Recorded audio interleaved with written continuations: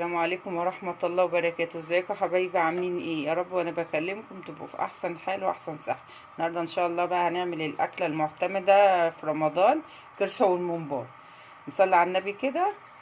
هنا بس عشان انا والله طلعت كيس تاني فغلطت، فانا بقى شطفتها، بس انا كنت غسلاها حلوة قوي بخل بقى وليمون بعد ما غسلناها، فحطيتها تتسلق كده. فيلي يا حاجة. وهنعمل مع بعض بقى التسبيكة بتاعة الممبار. هات البصل يلا كده بقى. حاطين كمية سمنة وزيت، وهنحط ايه البصل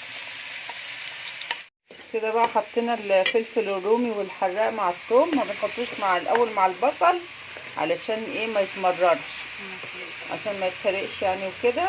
ما متهيأ لكم ان مفيش سمنة وزيت كتير حاطين، بس عشان البصل اللي في الكبة بيبقى مفروم فبيشرب يعني السمنة والزيت. ده غير بقى الدهون. مثلا انا الممبار عندي بنقلبه ونخلي الدهن جوه، بنحشي يعني الدهن جوه فبيديله طعم.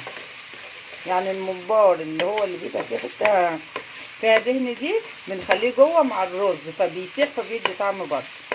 نرجع لكم وانا مسبكه القوطه نص تسبيكه كده، هرجع لكم واحنا بنحطها هي والتوابل. انا كده فتحت كده بقى. كان عندنا القوطه دي مفرزينها، يعني مسبكينها نص تسبيكه كده، حاطينها بقى تفك اهي. حبايبي بقى احنا نزلنا التسبيكه، سيبناها تبرد شويه، وهنحط الرز فيها، نسقط الرز فيها كده اهو. كده بقى هنحط الخضره. حط الخضره يا حاجه معايا بنتي، بس انا بحب اقول لها يا حاجه. انا لسه انسه. يلا يا ست الحاجه. ماشي، انا بقيت ستوته يا حاجه. يلا كل سنه وانتم طيبين. قلبي كده بقى عشان احنا بنحب الخضره كتير. ها طبعا نسينا نقول لكم احنا حاطين بقى التوابل، الشطه والفلفل الاسمر والكمون والشطه والكزبره والملح والثوم البودر.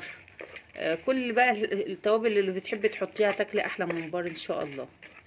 وهنوريكم برضو الطريقه ازاي تبقي سريعه ان انت تحشي على طول. كده بقى هنقلبهم حلو قوي في الخضره، ونرجع لكم بقى نوريكم طريقه تحشي لو 10 كيلو ممبار في قد ايه، في 10 دقايق، مش الدرجه دي يعني، على طول هتسرعي يعني. يلا بصوا بقى كده الدهن اهو من جوه اهو اهو، عشان بيدي طعم لما بيسخن وايه ويسيحوا في الخلط. هنقلبه على ايدينا كده اهو كده، ونبتدي بصوابعنا الاتنين التانيين كده. ايوه نعمل كده. شايفين بقى حماتي الله يرحمها واهل جوزي اللي معلمين لي بصراحه الطريقه دي سريعه. نعمل بقى شويه ونقوم منزلينها كده اهو. بص بياخدش ونبدأ مني. نوزع بقى بس كده.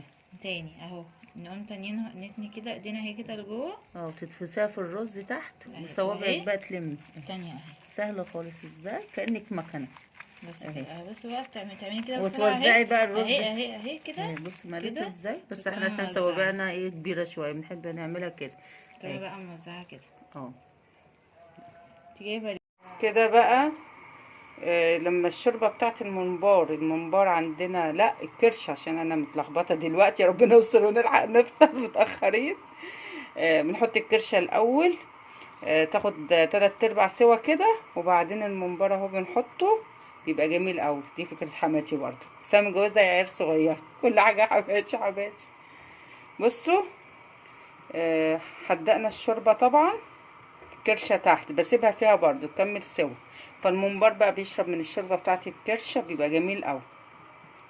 بصوا الصبع كده اهو، زي ما انتوا شايفين، اول ما بتحطيه بيقفل على طول اهو. بنحطه دواير دواير كده. نرجع لكم بقى ان شاء الله بعد ما بياخد غلوه كده، بنوطي عليه علشان ما يفرقعش منك، وبتقلبيه بقى بالراحه كده برضو اهو. بصوا بدأ يعمل ازاي.